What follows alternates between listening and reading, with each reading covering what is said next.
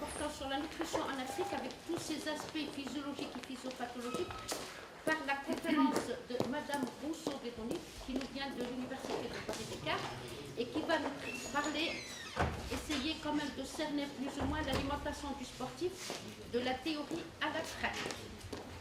Vous avez la parole, Madame Rousseau.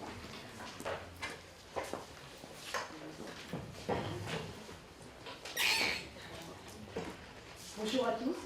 Donc, je tenais déjà à vous remercier de votre accueil. Pour moi, c'est une grande première déjà de venir en Algérie.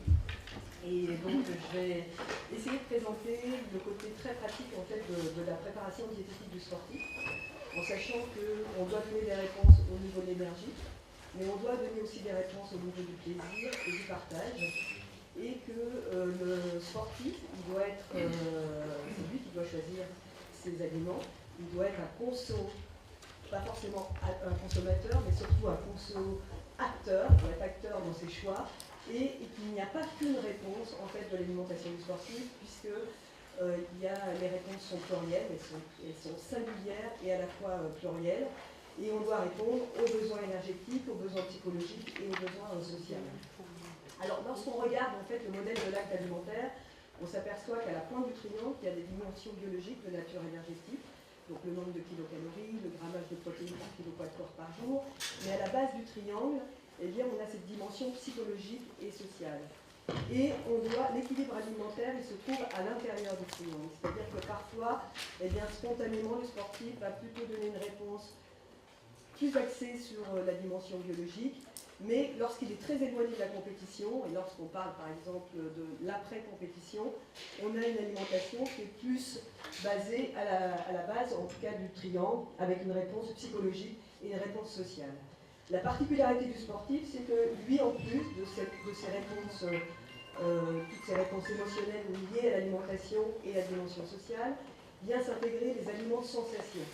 C'est des aliments qui ont été consommés avant un entraînement ou avant une compétition et qui laissent entrevoir en fait une sensation ou des vertus un petit peu imaginaires de bien-être. Et là, parfois, il y a des raccourcis qui se mettent en place où le sportif, eh bien, il va croire que sa performance est directement liée à l'alimentation. Donc, on reprend un petit peu on peut se poser la question, parce qu'on reprend le titre, est-ce que la nutrition fait la performance ? Donc moi je dirais, de par mon expérience, et la nutrition ne fait pas la performance, c'est seul l'entraînement qui fait la performance. Mais quel est le rôle de la nutrition? C'est que la nutrition, elle va permettre d'optimiser en fait les périodes d'entraînement, qui lorsque le sportif s'entraîne tous les jours, voire 2 fois par jour, eh bien, va améliorer la performance, notamment le jour de la compétition. Et là, quand on parle de la théorie, c'est vous êtes les producteurs de la théorie, c'est-à-dire que vous êtes les docteurs, vous êtes les physiologistes, et qui vont amener tout un ensemble de théories. Et nous, on est à l'interface entre toutes les données qui sont données par vous, et puis avec le sportif, où on doit eh bien, avoir toujours une vision globale, puisqu'il va falloir qu'on donne, dans tous les cas, en fait, une vision globale pour accompagner en fait, le sportif. L'acte alimentaire, eh bien, ce n'est pas un protocole. On sort un petit peu du champ scientifique protocolaire, c'est un acte qui doit rester sain, intime, donc c'est propre à chacun, et ça doit rester spontané. C'est toujours une source de conflit au niveau des choix. On se demande, il y a pratiquement 200 conflits qui sont répertoriés par jour. Est-ce que je vais raconter? Est-ce que je prends un thé à la menthe? Est-ce que je mets du sucre? Est-ce que je rajoute des cacahuètes? Il paraît que c'est bon. c'est ce qu'on m'a dit hier. Et si je goûte un petit gâteau en fait de Constantine, c'est encore meilleur. Est-ce que je le fais? Est-ce que je vais faire du sport après? Quelle sera ma performance? Et tout ça, c'est des sources de conflits. Et on doit trouver des réponses, et pas toujours des réponses, pas des dictats, mais des réponses qui doivent être en adéquation avec la performance et avec eh bien, le bien-être du sportif. Donc les choix, ils doivent être toujours faits en pleine conscience, sans jugement, même si d'un œil extérieur, on se dit que ce n'est peut-être pas forcément le meilleur choix, mais en tout cas, on doit être productif auprès du sportif et avoir toujours une dimension positive de façon à modifier globalement en fait, son mode de vie. Donc la réponse alimentaire, elle sera effectivement énergétique, sociale, culturelle, émotionnelle. C'est un foyer de sens, c'est aussi un tisseur de liens, notamment lié à la notion du partage. Et c'est lié à la tradition, qui est toujours, la tradition, c'est pas seulement une répétition du passé, mais c'est un dialogue ouvert entre les acquis d'hier et les attentes du jour. Globalement, les erreurs fréquentes, c'est toujours les mêmes, elles sont plus ou moins marquées d'un pays à un autre.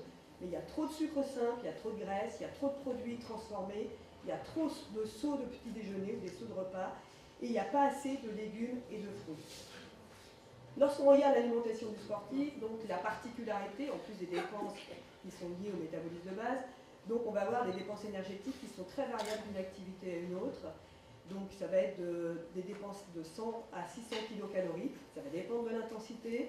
Et donc, ça va être très variable d'un jour à un autre, même si on a codifié un petit peu la discipline sportive. Maintenant, quand on regarde la classification de Mitchell, on s'aperçoit ce qui est important, nous, c'est de voir quelle est l'expression de l'intensité par rapport à la discipline sportive, donc, et quelle est l'expression en fait de la force. Donc, l'un va permettre d'avoir des apports énergétiques en phase avec les dépenses. Donc là, est-ce qu'on va augmenter les sucres complexes? Et l'autre va permettre d'adapter en fait le grammage de protéines qui est lié à la sollicitation musculaire.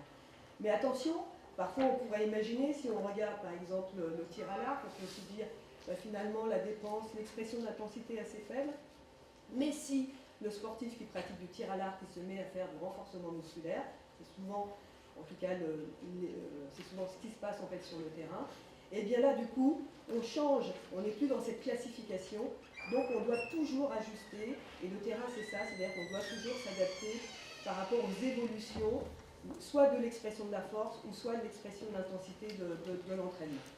Quel est le rôle du diététicien ou de la diététicienne nutritionniste? Eh bien, c'est un rôle finalement qui est assez cadré, donc on ne doit pas surestimer, c'est-à-dire qu'on ne va pas amener des potions magiques, et on ne doit pas négliger, donc ça ne doit pas être une source d'erreur, c'est-à-dire que lorsque un sportif arrive aux Jeux Olympiques et qu'il n'est pas bon parce qu'il a mal géré son poids, ou parce qu'il a mal pris, etc. Donc là, on est plutôt responsable en fait de cette conséquence. Mais en tout cas, on n'est pas responsable en fait, en tout cas, de la réussite totale du sportif, puisque la performance est vraiment complexe.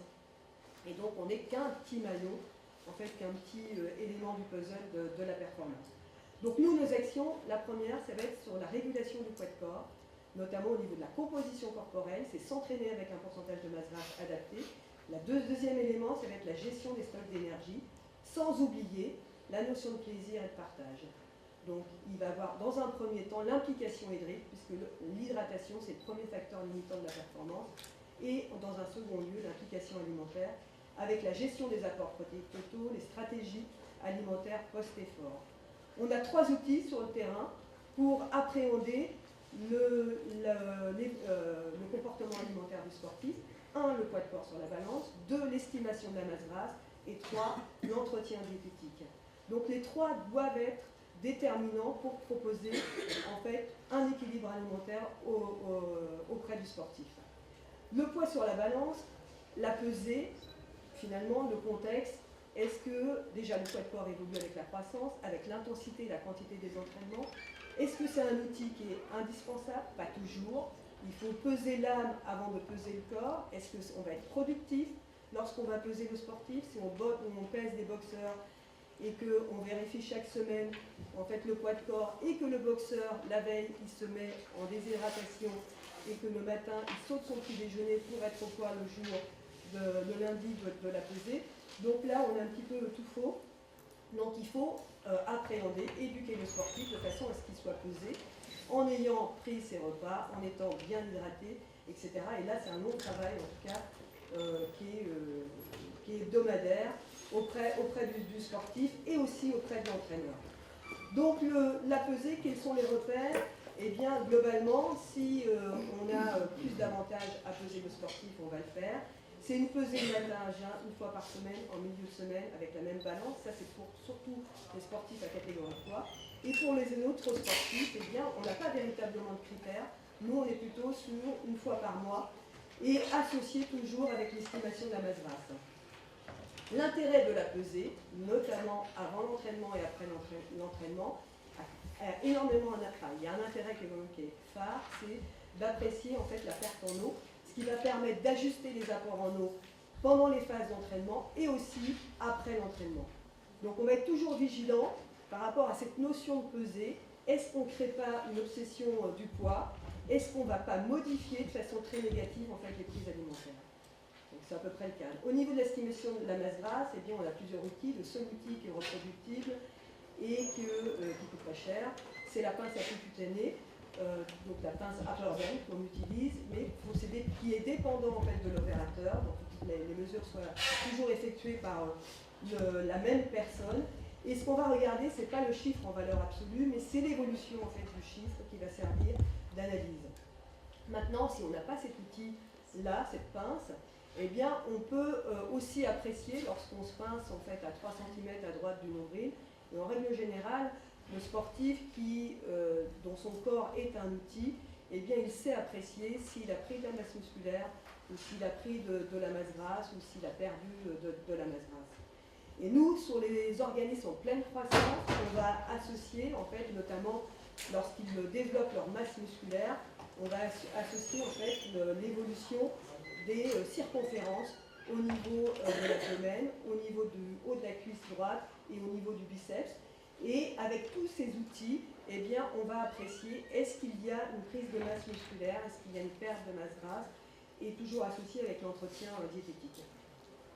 On a un outil, nous, à l'INSEP, qui est l'Institut national du sport, qui est la DEXA, et qui permet en fait d'apprécier donc de façon régionale en fait la masse grasse, donc au niveau des bras, au niveau du tronc, au niveau des jambes. Et donc le seul inconvénient qu'on a avec cet outil, c'est qu'on expose le sportif à des irradiations. Donc il est déjà largement exposé, puisque lorsqu'il est blessé, eh bien, on fait beaucoup d'imagerie. Donc en règle générale, on utilise cet outil-là que lorsque c'est très justifié, et souvent sur des sportifs à catégorie de poids, lorsqu'ils s'inscrivent dans une catégorie de poids qui n'est pas forcément très adaptée à leur poids de corps. Donc là, on va utiliser en fait ces outils, ou lorsqu'on va prendre le rugbyman et on va voir l'évolution en fait de sa masse musculaire liée à des entraînements spécifiques de renforcement, en tout cas musculaire. Maintenant, les outils, que pense-t-on en fait de l'indice de masse corporelle qui est largement utilisé? Donc, chez le sportif, c'est absolument pas du tout pertinent. Donc là, sinon on aurait bien un pourcentage d'obèses qui serait assez important. Donc on n'utilise absolument pas l'indice de masse corporelle pour le sportif. Et en ce qui concerne la balance impédance-mètre, c'est la même chose. Ça ne donne pas des résultats fiables au niveau de l'estimation de la masse grasse. Donc on va éventuellement, en tout cas dans un futur, nous pour l'instant on ne sait pas trop utiliser les chiffres et les interpréter, donc ça aurait un intérêt en fait au niveau des fluides, donc au niveau de la composition en eau. Mais pour l'instant on est en train d'accumuler les données et pour l'instant on ne donne pas en tout cas des interprétations au niveau des messages au niveau des sportifs. Maintenant, par rapport à cette estimation de masse grasse, eh bien, quel est le repère? Finalement, c'est un repère sans être un repère. Donc, globalement, si on prend un sprinter, eh bien, lui, il va être plutôt autour de 8 à 12%. S'il a 12%, c'est qu'il est très éloigné de sa compétition. S'il a 8%, en fait, c'est qu'il sera assez proche de sa compétition. C'est-à-dire qu'à chaque fois qu'il y a une expression de la vitesse dans la discipline sportive, on aura des pourcentages de masse grasse qui sont plus faibles, puisque c'est souvent un facteur limitant, en fait, notamment au niveau de la vitesse de rotation. Et pour les femmes, ça sera entre 18 et 20% en moyenne.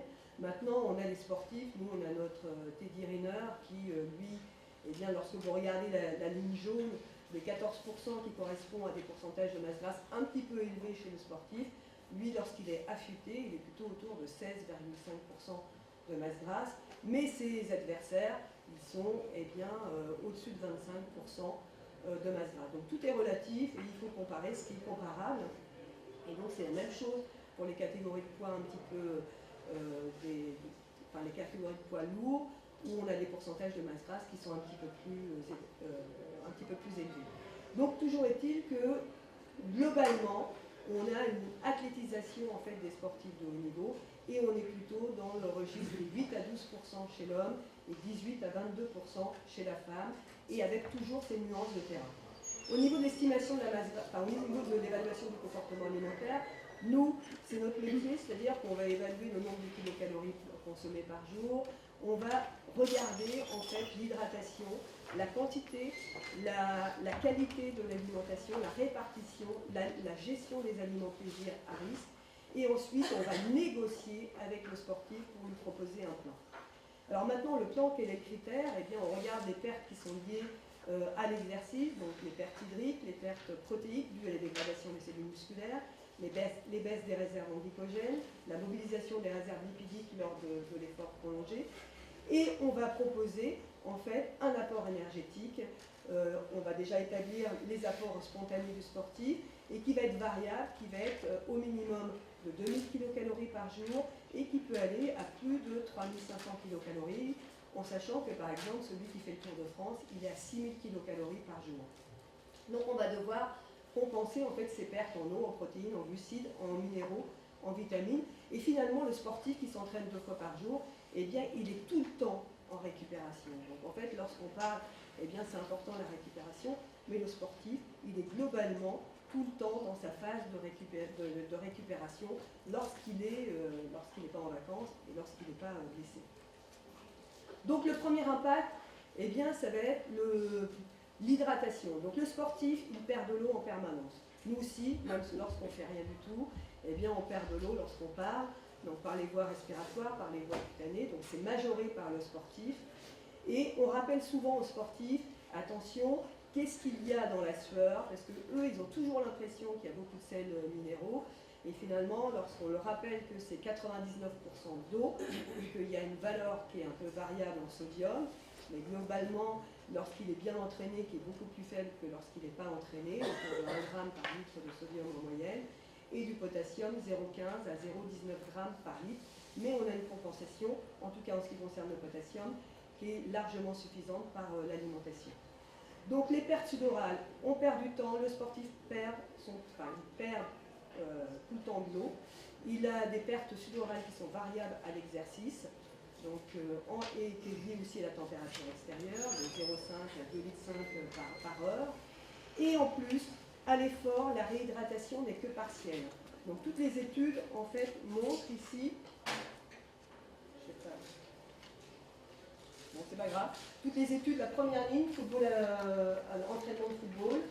Ici, vous voyez que avec des températures qui sont entre 24 et 29 degrés, il y a une perte en fait de sueur moyenne de 2 litres. Nous, ce qui nous intéresse sur le terrain, c'est plutôt les écarts types. Vous voyez, entre 1,4 à 2,4. Et en ce qui concerne la quantité de boissons consommées spontanément, elle est de 0,3 litres à 1,16 litre.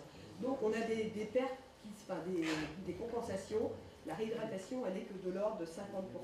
Si on perd moins d'eau, évidemment, c'est plus facile de se réhydrater. Et on le voit avec le match de tennis, où il y a une perte seulement de 1,5 litre. Et spontanément, le tennisman, il arrive à boire en 1,1 litre par jour. Donc on a des facteurs limitants. On a déjà la capacité d'assimilation par heure. Et puis on a aussi les profs sportifs qui est telle que c'est parfois un peu compliqué de se réhydrater en fait correctement. Alors, la sensation de soif, eh bien, c'est déjà un signal d'alerte. Donc, en fait, on a peu de repères fiables au niveau de l'éducation. C'est-à-dire que lorsque le sportif a soif, il a déjà perdu 1% de son poids de corps en eau et il a perdu 10% des capacités physiques. Il y a une diminution des capacités d'endurance, en aérobie et anaérobie. Il y a une diminution de la force musculaire, des douleurs musculaires qui peuvent arriver lorsque c'est chronique, parce que le sportif, lorsqu'il s'entraîne 2 fois par jour et qu'il est déshydraté 2 fois par jour, eh bien, on arrive à une déshydratation chronique et avec l'apparition peut-être de douleurs musculaires et tendineuses, des risques accrus de crampes, de courbatures, de claquages. Donc ça, ces données-là, on les connaît déjà depuis très longtemps, en tout cas sur le terrain. Maintenant, depuis 2007, on sait qu'il y a un impact au niveau de la performance mentale, donc au niveau des fonctions cognitives. On sait que ça augmente une légère déshydratation, légèrement supérieure à la sensation de soif, donc au-delà de la perte de 1% de son poids de corps en eau, eh bien, ça impacte, ça augmente le temps de réaction, ça augmente le nombre d'erreurs. Donc les tests ont été réalisés avec des basketteurs lorsqu'ils étaient déshydratés et réhydratés avec la réalisation de paniers.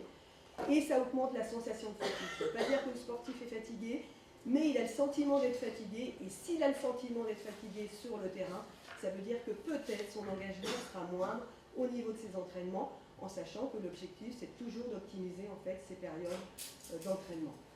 Donc ça, sont les études qui révèlent en fait que finalement tout l'impact en fait de la déshydratation au niveau des fonctions cognitives.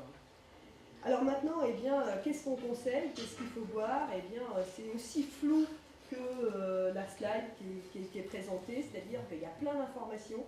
Donc certains disent qu'il faut prendre 35 à 50 ml par kilo par jour, et là c'est des règles de 3, et en pratique c'est très complexe.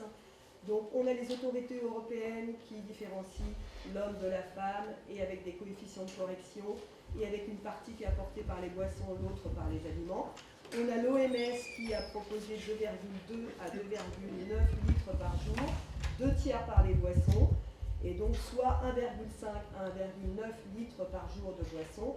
Et on a l'Institut européen de l'hydratation qui a un peu simplifié et qui a dit, voilà, au moins dans des conditions lorsqu'on ne pratique pas de sport, pour maintenant évaluer si les apports eh bien, sont relativement justes, eh bien, on va vérifier, c'est pas très ludique, mais on va vérifier la couleur des urines.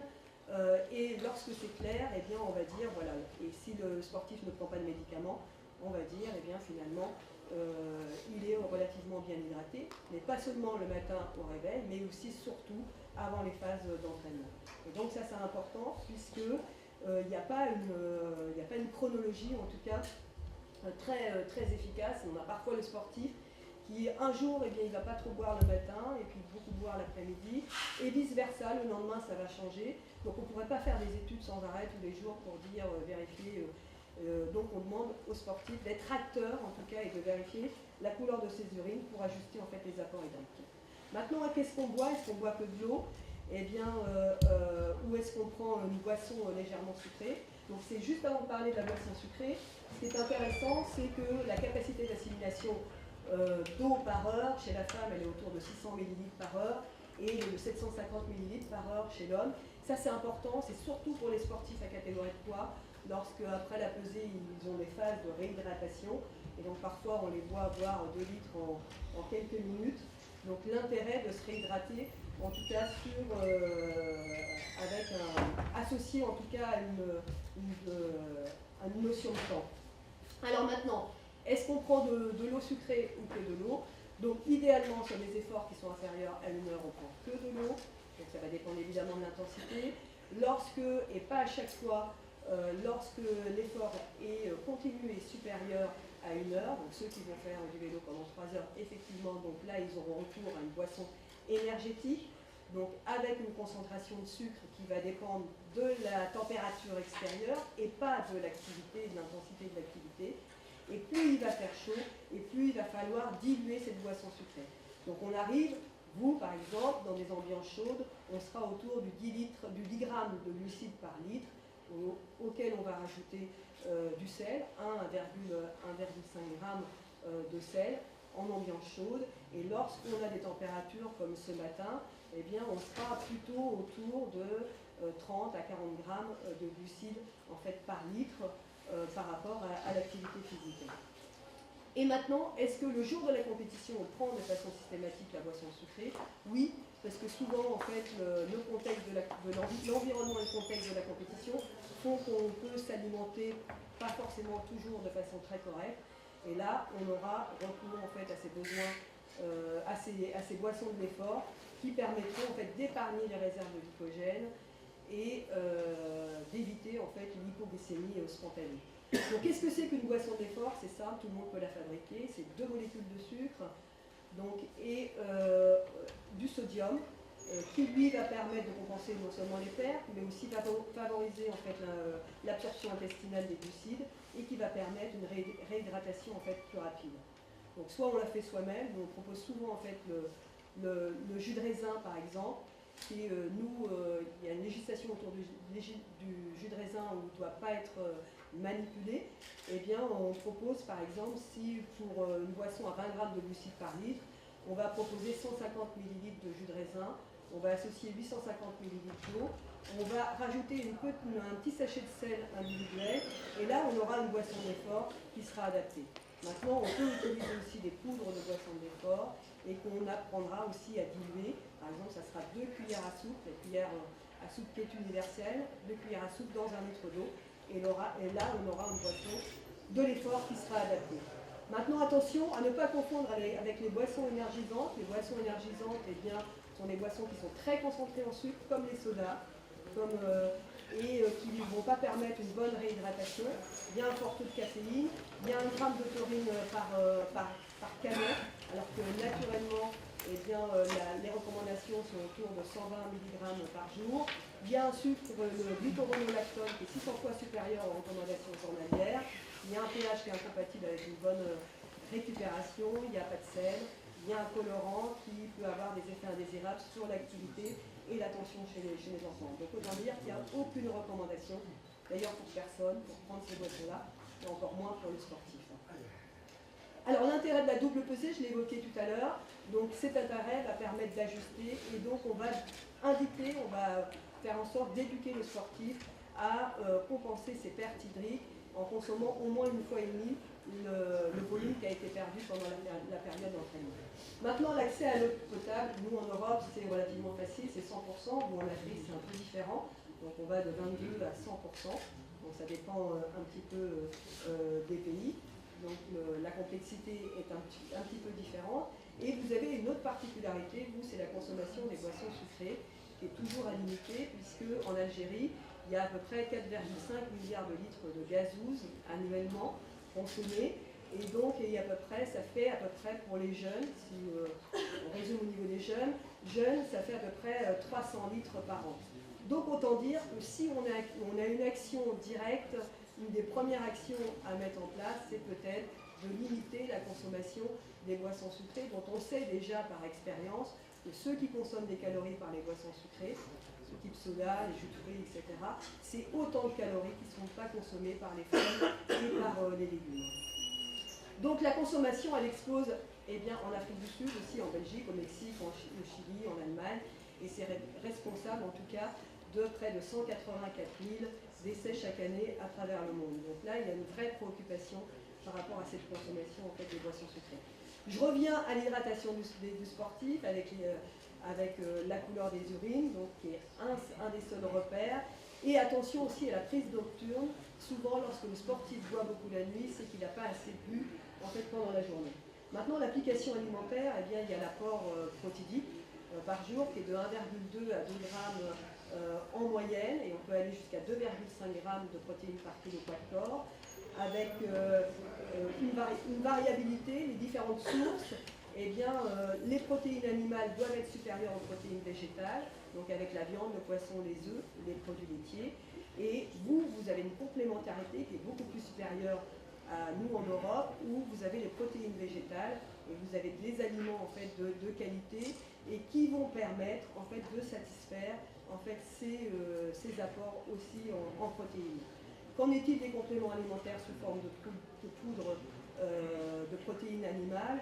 Eh bien, dans tous les cas, ça ne se justifie pas forcément, mais si on en donne aux sportifs, ça sera moins d'un tiers des apports en protéines sous forme de poudre.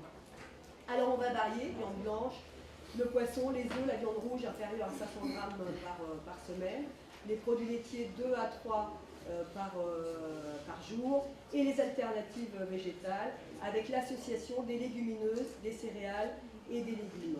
Donc on aura le manioc, la purée d'haricots secs, le millet oignon, etc. Donc vous avez, des plats qui vont satisfaire, en tout cas notamment au niveau des légumineuses, un apport non seulement de glucides, mais un apport de protéines végétales qui vont être très intéressants pour satisfaire en fait les besoins en protéines. Donc là, vous avez le repère sur une semaine. Viande blanche, c'est 3-4 fois par semaine. La viande rouge, on a dit moins de 500 grammes par semaine. Le poisson, 3 à 4 fois par semaine. Diversifier l'approvisionnement. Ça, c'est les œufs, 3 à 4 fois par semaine. Les fruits de mer, 1 fois par semaine. C'est à peu près le cadre. Il y a beaucoup de... En ce qui concerne les produits laitiers, il y a beaucoup... on s'interroge beaucoup par rapport au lactose. On a toujours les sportifs. Est-ce que c'est bon le lait pour le sportif? Juste quelques chiffres. Seulement 6 à 10% de la population sont intolérants au lactose, mais c'est au-delà de 12 grammes de lactose, donc c'est au-delà d'un bol de lait.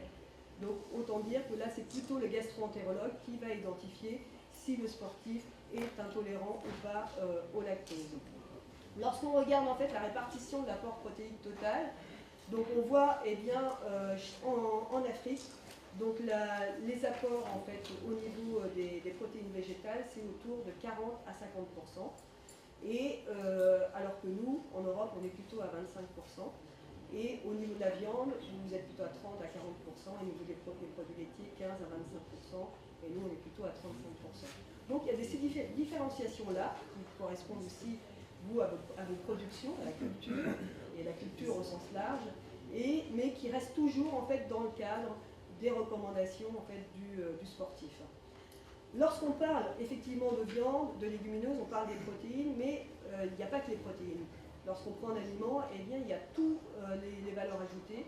Donc lorsqu'on prend de la viande, on prend du zinc, du sélénium, de la vitamine B6, de la vitamine B12, des oméga 3 pour le poisson. Lorsqu'on prend des laitages, on prend du calcium, du phosphore, de l'iode, du zinc, du sélénium, de la vitamine B2, deuxième précurseur de la vitamine B12, de la vitamine D. Et lorsqu'on prend des protéines aussi végétales, par exemple le pois chiche, on a du calcium, du fer, toutes les sources de vitamine B1, des folates, du potassium, du phosphore, du sodium. Donc en fait, il y a une complexité de l'aliment qui fait que finalement, on va avoir certes une couverture des macronutriments et des micronutriments. Maintenant, en ce qui concerne les sucres complexes, donc ce qu'on appelle les féculents, c'est la clé pour réguler en fait le poids et les réserves en glycogène. On va demander aux sportifs d'apprendre à gérer cette quantité-là en fonction de la dépense d'énergie. Donc il y aura une portion à chacun des 3 repas, mais évidemment s'ils ne s'entraînent pas, cette portion va être diminuée et au profit en fait des légumes cuits.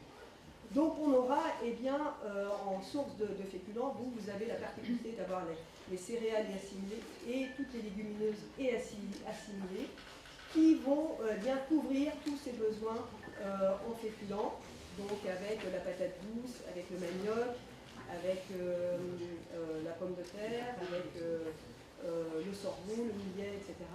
Et vous avez le pois chiche aussi au niveau des légumineuses. Donc on voit les particularités, qu'on passe des Antilles en Asie ou en Afrique, et bien chacun a ses aliments en fait pour couvrir ses besoins en sucre complexe. Donc on aura juste à adapter en fonction du petit déjeuner, déjeuner, dîner, la quantité de sucre complexe en fonction de la dépense d'énergie. Donc les associations des divers végétaux qui sont indispensables en Afrique, donc moi j'ai récupéré quelques plats, et vous les connaissez encore mieux que moi, donc je passe. Juste lorsqu'on évoque les sucres complexes, on a toujours une question sur le gluten. Qu'en est-il? La réponse est aussi relativement simple. Déjà, vous avez plein d'aliments sans gluten, la pomme de terre, le millet, le manioc, le sarrasin, les châtaignes, etc.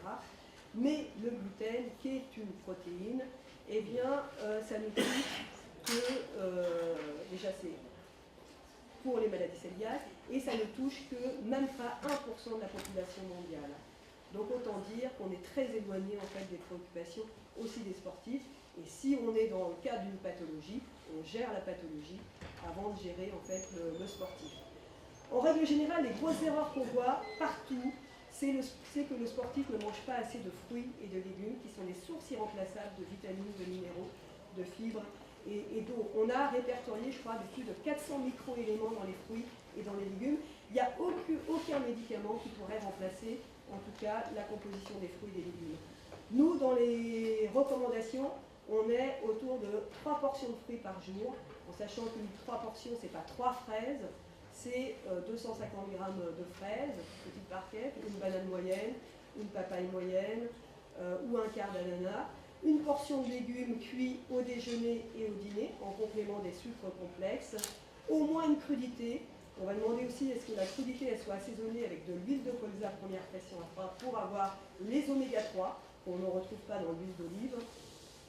Et donc voilà, et on voit, et bien là on aura les concentrés d'antioxydants qu'on a déjà trouvé en fait pour certains dans la viande et dans le poisson, mais là il y aura un complément au niveau de la vitamine C, des caroténoïdes, la vitamine E, des polyphénols dans les fruits et dans les légumes. Donc vous voyez que l'alimentation du sportif, finalement, c'est toujours une vision globale, c'est assez complexe. On en revient toujours à la même chose, et bien qu'il faut consommer suffisamment de fruits et de légumes, et pour réguler le poids de corps, et pour réguler en fait aussi l'énergie. Les matières grasses, donc les besoins sont identifiés chez le sportif, 2 grammes d'oméga 3, 10 grammes d'oméga 6 chez le sportif. La couverture en oméga 6 est facile chez les sportifs, on n'a même pas besoin de s'interroger. En oméga 3, c'est plus compliqué. C'est pour ça qu'on va recommander aux sportifs de toujours avoir sa bouteille d'huile de colza pour satisfaire en fait de façon très naturelle ses besoins en oméga 3, en plus que évidemment qu'il y aura les poissons gras qui vont apporter aussi un complément en fait d'oméga 3. Et on aura toujours les mêmes conseils, attention aux aliments frits, attention aux pâtisseries, attention aux aliments qui sont très riches en graisse et qui cachent parfois des graisses, de savoir les identifier, de satisfaire la notion de plaisir, mais de gérer une fréquence en fait à la semaine. Donc le repère de consommation au quotidien, on en est, c'est relativement simple. Là, si vous n'étiez pas encore réveillé ce matin, donc c'est là, c'est juste là maintenant qu'il faut se réveiller.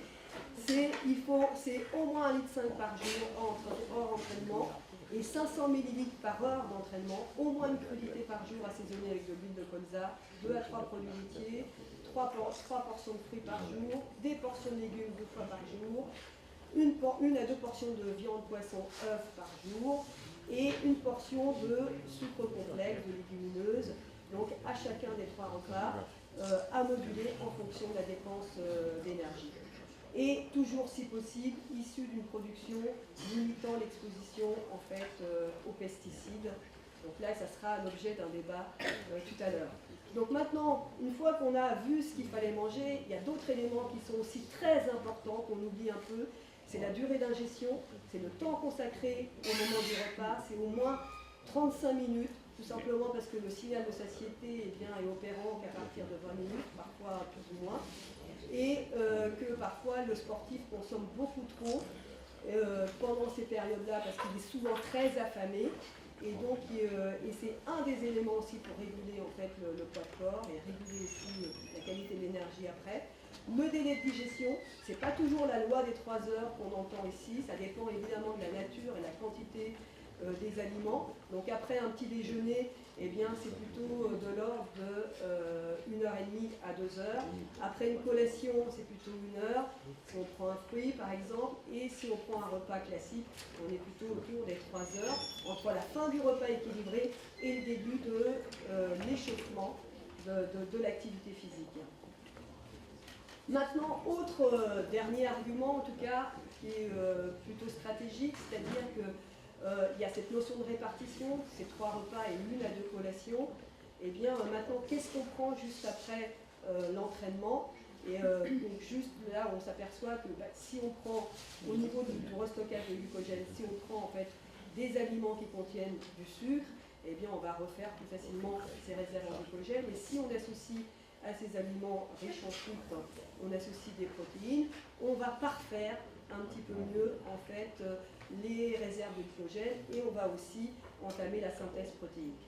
Donc voilà, les stratégies alimentaires en pratique, et bien évidemment juste après l'effort, qu'est-ce qu'il faut faire? C'est déjà d'abord se réhydrater, ça je pense que vous l'avez bien compris, et ensuite il va falloir consommer des glucides, plus ou moins en fonction de la dépense d'énergie, de l'activité, et associer plus ou moins en fonction de la sollicitation musculaire et de la notion de récupération à des protéines. La qualité des protéines, eh bien, on a des protéines lentes et des protéines rapides, notamment qu'on trouve naturellement dans le lait, comme le lactosérum, qu'on appelle en anglais la whey. Souvent, les sportifs sont friands de whey, sans savoir que c'est le lactosérum du lait, parfois, et donc la caséine du lait aussi. Donc, et on va, eh bien, soit naturellement le repas va arriver juste après l'entraînement, et c'est lui qui va prendre toute la place de la récupération. Donc, et soit le repas est très éloigné de la fin de l'entraînement, et là effectivement, on va proposer en fait une collation qui va naturellement contenir en fait des glucides et éventuellement des protéines. Ça veut dire globalement la banane juste après l'effort, c'est vraiment le réflexe avec de l'eau qui est très adapté. Et si on associe un yaourt, eh bien c'est encore mieux et on n'a pas besoin non plus d'avoir recours de façon, sauf pour le côté pratique, à des poudres de protéines, auquel cas on va ajouter des sucres, et toujours les mêmes sucres sans apport de vitamines et de minéraux. Donc on va plutôt avoir une couverture au niveau des glucides par le fruit frais qui va apporter bien plus que les glucides. Donc voilà, on arrive. C'est bon? Ah bon, parce que là je me dépêche.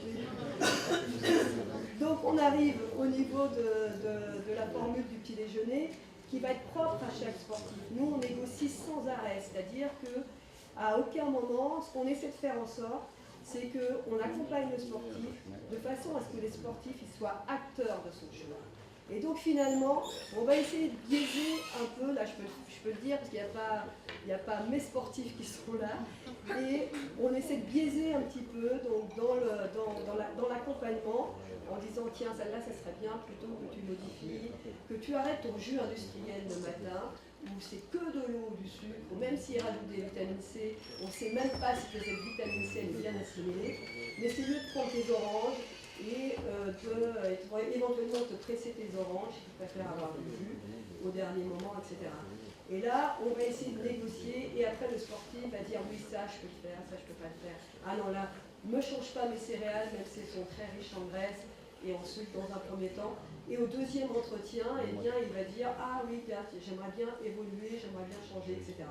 Donc en fait, c'est petit à petit entre la situation en fait du sportif qui va être plutôt ici et la situation idéale, c'est-à-dire l'état désiré et l'état présent, on va dire du sportif et l'état désiré. Parfois il y a un chemin qui est très long, parfois c'est pas très long, c'est pour chaque côté, mais on va y aller étape par étape de façon à modifier les modes de vie du sportif. Parce que le but du jeu, c'est pas mettre le sportif en privation, c'est pas mettre le sportif en fait en restriction non plus, c'est d'avoir un confort aussi psychologique, social et énergétique au sportif. Donc voilà, on aura au minimum un apport hydrique, des fruits de saison, un produit laitier, en tout cas une source de protéines sous forme de produits laitiers ou jambon, œufs, et on aura des sucres, des céréales, des pains, des pâtes, etc. Et on pourra l'adapter. On peut imaginer aussi un petit déjeuner salé au petit déjeuner. Donc on aura en tout cas une pluralité des réponses au niveau du petit déjeuner. Au niveau des collations à mettre en place, eh bien, comme je l'ai dit tout à l'heure, on aura le fruit qui va arriver, qui est le produit phare. On aura le fruit plus ou moins de produits laitiers. On aura le fruit plus ou moins de produits laitiers et éventuellement le féculent qui peut être du pain ou des céréales. Et en option, on va compléter avec un apport protéique de type jambon ou poulet. Et on va répartir en tout cas ces apports de façon à éviter les grignotages. Et on va codifier ces 3 repas et 1 à 2 collations. Les collations à privilégier, donc ça c'est une source de la FAO. En Afrique, on a le lait bouilli, pasteurisé ou caillé. On a le pain plus margarine ou pâte d'arachide ou pâte de sésame, évidemment en quantité limitée en ce qui concerne la pâte d'arachide et pâte de sésame. Donc on a l'épi de maïs grillé ou bouilli. Donc on arrive à trouver en fait des collations qui seront adaptées aussi à la culture du pays. Et toujours les collations à restreindre, les sodas, les sucreries, les glaces, le glucose en poudre et en bonbons, les chips et les crackers, qui sont aussi des aliments phares qu'on retrouve un petit peu partout. Le déjeuner et dîner, donc le déjeuner toujours le plus tôt possible après l'effort, si possible, enfin après l'entraînement, mais on reste dans le rythme de la culture, et toujours avant 3 heures avant l'activité, il y a un dîner plus léger. On aura un même schéma, il y a toujours cette crudité qui va arriver, la viande ou le poisson, un apport de sucre complexe, qui sera moindre au dîner évidemment, puisqu'il n'y a pas de dépense d'énergie après, beaucoup plus de légumes donc, au dîner par rapport au déjeuner. On aura le laitage ou un substitut, la portion de fruits, de l'eau, et on aura toujours ces messages associés de limiter les boissons sucrées, les pâtisseries, le fromage, sans les supprimer, pas de dictat alimentaire, donc, mais à limiter les fréquences plutôt à la semaine. Alors, maintenant, je n'ai pas parlé de chocolat, je n'ai pas parlé de gâteaux assez riches en graisse, etc., qu'on trouve et qui font plaisir à tout le monde, hein, même aux sportifs. Donc là, il y a une fréquence en fait, d'aliments plaisir, ce qu'on appelle les aliments plaisir à risque. Donc on va éviter les aliments transformés. Donc le but du jeu, c'est d'être resté gourmand et performant. Et donc la réponse, elle sera toujours en fréquence. Charcuterie, donc moins d'une fois par semaine. Biscuits, pâtisserie, viennoiserie, une fois par semaine. Fromage, moins d'un seul morceau par jour. Chips, friture, biscuits apéritifs, moins d'une fois par semaine. Soda ou jus industriel. Et là, ça va crier, c'est souvent moins d'une fois par semaine. Mais après, on va limiter celui qui en prend 3, évidemment, par jour. On va essayer de passer à 2 par jour, voire 1 par jour, et voire une fois tous les 2 jours, et ainsi de suite. Et peut-être qu'on va rester qu'à une fois tous les 2 jours. Et les fast-foods, une fois tous les 15 jours. En tout cas, c'est le cadre qu'on se donne, et avec des vases communicants. Mais si je ne prends pas de chips, est-ce que j'ai le droit de prendre 2 glaces cette semaine? Donc, c'est ces négociations-là, en tout cas, qu'on fait avec le sportif et qui parfois l'amuse aussi. Veille et jour de compétition, eh bien, est-ce qu'on modifie beaucoup les habitudes alimentaires? Non, on va simplement rechercher à augmenter les réserves en glycogène sans déséquilibrer la balance énergétique. Donc pour ça, si on ajoute d'un côté, il faut soustraire de l'autre. Donc si on ajoute des sucres complexes, on va faire attention aux graisses, on va peut-être limiter les graisses et on va peut-être limiter aussi les sucres simples de façon à préserver cette balance énergétique. Maintenant, le jour de la compétition, il y a plein de schémas. Il y a autant de schémas que de sportifs, donc de protocoles à mettre en place avec le sportif. Donc il y aura toujours l'hydratation, donc qui reste le premier facteur limitant de la performance. Et là vient s'ajouter avec le stress le confort digestif. Donc effectivement, il ne faut pas manquer d'énergie, mais il faut aussi avoir un confort digestif. C'est souvent perturbé, les données physiologiques sont souvent perturbées. C'est ce qu'on dit aux sportifs, il suffit de voir les toilettes le jour des compétitions. Et là, vous avez un état du stress du sportif. Et donc, parfois, eh bien, il faut souvent limiter les fibres irritantes. Donc, on va être les légumes qui sont souvent à privilégier pendant les phases d'entraînement. On va parfois les limiter. Et en tout cas, on va faire en sorte de consommer, par exemple, des haricots verts extra fins sans fil, des tomates mondées, des carottes, des betteraves, des blancs de poireaux, dont on sait qu'il n'y aura pas une répercussion en fait, au niveau intestinal lié au stress. Et on va limiter en fait, tous les aliments aussi concentrés en graisse qui ont pour principe en fait, de retarder les phases de digestion et qui ne seront pas adaptés, en tout cas pour le jour de la compétition. Et on aura toujours cette répartition à mettre en place en fonction de la chronologie en fait, de la compétition.